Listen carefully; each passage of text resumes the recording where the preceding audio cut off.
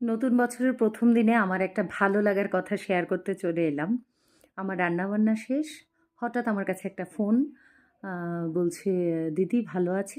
মানে যিনি ফোন করেছেন আমার থেকে বয়সে অনেকটাই বড়। কিন্তু আমাকে সম্মান করে উনি দিদি ডাকেন। তো আমি বললাম, "হ্যাঁ, ভালো আছি।" বলছে, "আমি আসছি একটা ভোগের থালা নিয়ে।" এবার বলি, "কে ফোন করেছে?" লঙ্কামুড়ায় গত ২ বছর আগে আমি একটা অনুষ্ঠান করেছিলাম। ক্লাবের নামটা মনে নেই। সেই ক্লাবের সভাপতি যিনি ছিলেন, তিনি আজকে ফোন করলেন। তার সাথে আমার এরপর আর কোনো দেখা তো হয়ইনি। কিন্তু মাঝে মধ্যে ফোন করত। যেমন শ্রেয়া ঘোষালজি যেদিন এলেন, সেদিন আমাকে ফোন করে বলেছিলেন, "দিদি পাস পেয়েছেন?" আমি বলেছিলাম, "হ্যাঁ, ২ টো পেয়েছি, আরও একটা প্রয়োজন।" বলছে, "আপনি স্পটে এসে আমাকে ফোন করবেন, আমি দিয়ে দেব।" মনে, মনে ভাবতাম যে একটা প্রোগ্রাম করলাম, উনি আমাকে এভাবে ফোন-টোন করেন।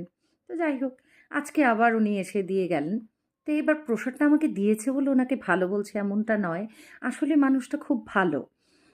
না হলে ২ বছর কোনো যোগাযোগ নেই, উনি আমাকে মনে রাখবেন কেন? তো ভালো মানুষ পৃথিবীতে এখনো আছে এবং আমি ভাগ্যবান আমার জীবনে এমন কিছু, কিছু ভালো মানুষের সান্নিধ্য আমি পেয়েই থাকি। এটা আমার কাছে বড় পাওনা। এই প্রসাদটা উনি দিয়ে গেছেন। আর উনার সাথে আমি এতটাই যোগাযোগহীন, আমি লজ্জায় এটাও জিজ্ঞেস করিনি যে, এটা কি কল্পতরু উৎসবের মানে প্রসাদ নাকি রাম ঠাকুর উৎসবের? ভাবো।